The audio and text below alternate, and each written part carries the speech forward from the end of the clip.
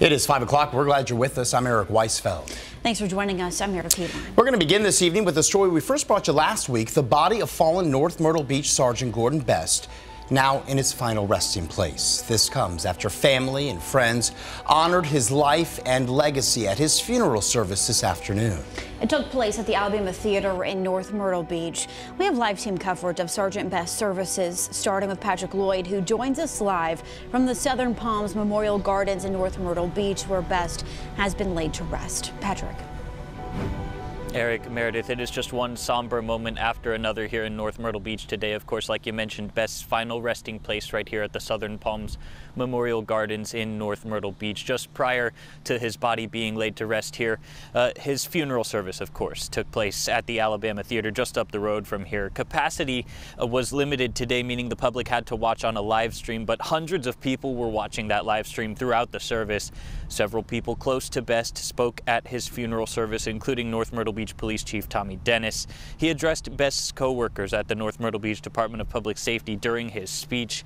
He told them about what a dedicated officer he was.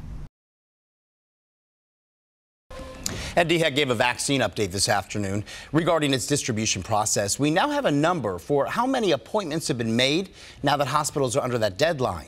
WMBF investigates. Madison Martin is in the studio. So, Madison, how many of those frontline healthcare workers have actually signed up for this vaccine? Yeah, new data tonight, Eric. We are 1 week away from that new deadline to get frontline healthcare workers in Phase 1A their first dose of the COVID-19 vaccine, or at least an appointment by January 15th.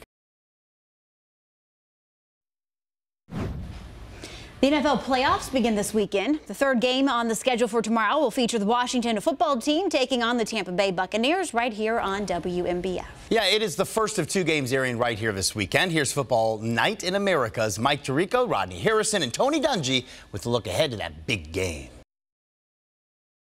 As vaccines become available for seniors, one local nonprofit is doing what it can to make sure seniors can easily get the vaccine. WMBF News reporter Zach Wilcox went to the Horry County Council on Aging to see how today's new information could impact their operations. And he joins us live now from the distribution center in Conway. So what have you learned, Zach? Hey there, Eric. Good evening. Well, they've been using this distribution center to make sure that seniors have access to meals throughout this pandemic, and now the organization is going to do what it can to make sure seniors have access to this vaccine. We are following breaking news out of the PD this evening, where 3 law enforcement agencies are providing an update on a shooting that left one person injured overnight. Let's take you live to Lake City, where that news conference is just beginning. The shots that was fired from the vehicle. The unit stayed in the area and also processed the scene. We went to the hospital to interview the subject, and the subject was give us a description of the vehicle, but was not able to give us a description of the subject. We, in terms, then started to set up a perimeter in the area and making certain that our citizens were safe. Approximately about an hour and a half later, there was more shots fired on Airport Circle, which is located just outside the city limits of Lake City. And one of the patrol units actually heard the shots and observed a vehicle at a high speed coming up out of Ray Road. In terms, he pursued the vehicle, initiating his blue lights and siren. The individual proceeded to go into Williamsburg County. We chased the individual into Williamsburg County. He was stopped. He got out of the car, ran. The unit was able to apprehend a couple of subjects after they ran from the vehicle and retrieved some weapons. And the weapons that's in front of you is what was along with some drugs. And with the joint effort of the Williamsburg County Sheriff's Office and the sheriff himself, we was able to detain these men. Highway Patrol also assisted in that effort, and these young men were arrested and transported to the detention center. To my right here is to my left, excuse me, is the young man, Balsan Alexander Black. Officials from the Lake City Police Department, Florence County Sheriff's Office, and Williamsburg County Sheriff's Office there are providing an update on that shooting that happened early this morning on Airport Circle in Florence County. A description of the vehicle was given, but not of the suspect. We were told that shots were fired later after the initial incident, and then a chase began that actually crossed county lines. Well, the men believed to be involved, we are told, were arrested. WMBF News reporter Cameron Crowe will have much more on this case tonight on WMBF News at 6 o'clock. Talks are stalled between leaders in the U.S. Senate over a power-sharing agreement to determine the details of control in the evenly divided chamber. Our D.C. Bureau reporter Kristen Casper gives us a look into the ongoing negotiations. Tonight at 7, it's being called a frightening trend for many who live here in Horry County. Jennifer Roberts speaks with officials about why the number of violent crimes are spiking. Plus, as coronavirus cases continue to rise, some are looking to avoid catching it by wearing not one, but 2 masks. So how effective is that? We'll explain after the lottery. And a little chilly as well. That's all our time at 7 o'clock. More on the new coronavirus variant coming up on your news at 11. For updates on all our top stories, remember to log on to WMBFnews.com. Your big stories are always there. We hope you have a safe and healthy evening. We'd love for you to join us right back here for WMBF News at 11 o'clock. We'll see you then.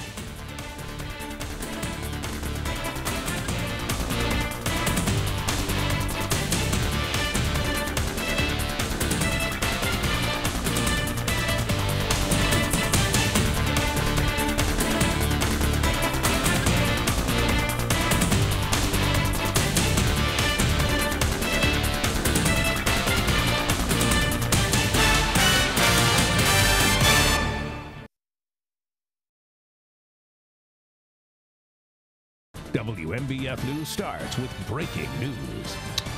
Let's get right to that breaking news tonight. I'm Eric Weisfeld. Crews responding to a fire on Wedgwood Drive. That's near 63rd Avenue and North Kings Highway. Now, firefighters, we are told, have been able to put out that blaze. WMBF News reporter Ian Klein live there now. Ian, what do you know so far? Yeah, Eric, the fire broke out a little bit before 10 o'clock. Now, I was talking to fire officials just moments ago. They said when they arrived here on scene, everyone in this townhome complex was thankfully able to get out. You can see behind me where the fire pretty much started in kind of the middle section of this townhome complex. The fire was able to get contained. Right now, they're doing a thorough investigation, looking for hot spots, trying to figure out where the fire may have started and what exactly may have caused this fire to start. They have the drone crews out here as well. It's obviously a very chilly night here in Myrtle Beach, one of the colder nights we've seen.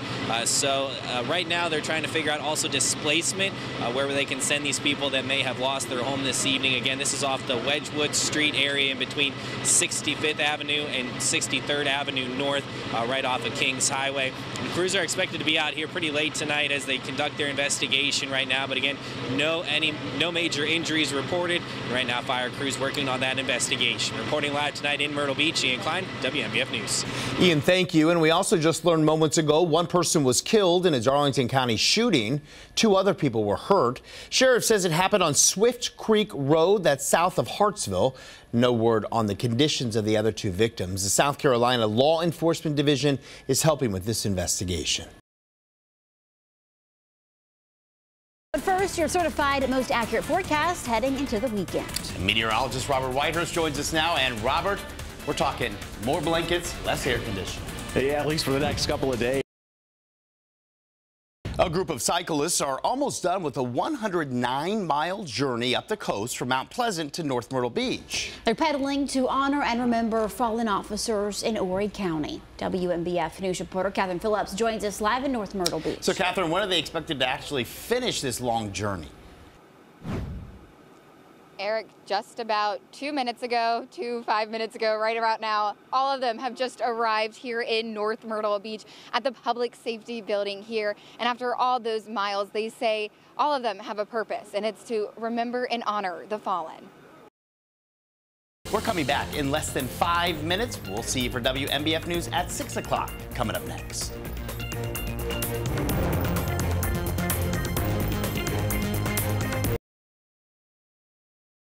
a picture-perfect view from our Ripley's Sky Cam this evening. But if you plan on going out, First Alert meteorologist Robert Whitehurst says you still need to bundle up. Well, that's for sure. He joined us with a look at those chilly temperatures and your certified most accurate forecast. Yeah, we've had the sunny sky. And DHEC was asked about those new details on the Johnson & Johnson vaccine and how it might be distributed right here in South Carolina. WMBF's Madison Martin is in the studio now with that update. So, Madison, is it too early to say where we'll see that vaccine actually distributed? Yeah, Eric, Dr. Brandon Traxler was asked about the vaccine's lower rate of effectiveness as compared to Pfizer and Moderna. But Traxler said the bottom line is we need as many vaccines in our arsenal as possible. At 5:30, Horry County school students starting the second semester today. It's a semester that promises a lot of changes. WMBF's Zach Wilcox joins us live from Myrtle Beach Elementary School. So, Zach, the second semester started a little later this year. That it did, Eric. Families are used to having the winter break in between the first and second semesters, but in this unusual year, they only had a weekend. They, of course, did have that winter break. It just kind of came in the middle of the first semester because the first semester started a little later this year because of the pandemic. So Horry County Schools is still working on enrollment numbers for the second semester, but its latest report shows 893 brick and mortar students requested to switch back to the virtual program for the second semester, and about 3,132 virtual program students requested to go back in the classroom for brick and mortar schools for the second semester. Of course, the hybrid model won't be around for too much longer, at least at the elementary schools. All elementary schools are switching to 5 days a week starting next week, with middle and high schools slowly transitioning as they get their plexiglass installations complete. Now, a push to get students back to the classroom safely has prompted members of SC for Ed, a teacher advocacy group, to urge the governor and other state leaders to prioritize vaccinations for teachers, like Myrtle Beach Middle School 8th grade teacher Kendra Pennington, who's been in quarantine after being closely exposed to the virus. Ahead on WMBF News at 7, our team coverage on the announcement South Carolina will vaccinate people 65 and older continues. Zach Wilcox explains what Conway Medical Center is doing to prepare for Monday. Jennifer Roberts speaks with someone in that age group about why the announcement is a bright light during a dark time.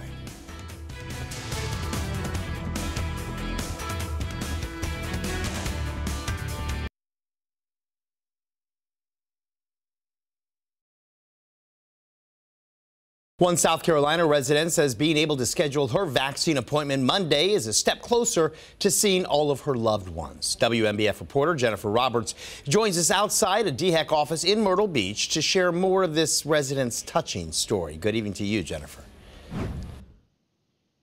Good evening, Eric. For many families, today is a much brighter day after DHEC expanded its Phase 1A to include those 65 and up, and that includes 67-year-old Donna Staudemeyer. And some more shower chances heading into next week. And Jamie, as you know, 2020 was really an historic year in weather due to that record number of hurricanes that impacted the states. A few of those right here in our area. 6 months ago, in fact, today, Hurricane Isaias came to life during an unusually early Atlantic hurricane season. And while it didn't officially make landfall here in South Carolina, we definitely felt its impacts. Yeah, we certainly did. Adam Minster with that report. Now, in response, Governor McMaster says Massey's plan would mean anyone signed up to receive a vaccine within the next month will have to wait. Meanwhile, the Department of Education says 51% of schools in the state are back for full face-to-face learning. Our news team reached out to school districts in the Grand Strand and the PD, asking if a vaccination plan had been submitted to the state, showing how teachers and staff will receive those doses. WMBF News reporter Jennifer Roberts joins us now live outside of Myrtle Beach Middle School. So, Jennifer, has the district sent its vaccine plan to the Department of Education yet? Eric, the spokesperson for Horry County Schools told me the district is working to finalize its vaccination plan. So when the time comes for school workers to roll up their sleeves, they'll know exactly where to go to receive it. South Carolina is getting almost $9 million from a settlement regarding the opioid epidemic. Attorney General Alan Wilson announcing our state is part of a $573 million settlement with McKinsey & Company for its role helping to promote its drugs.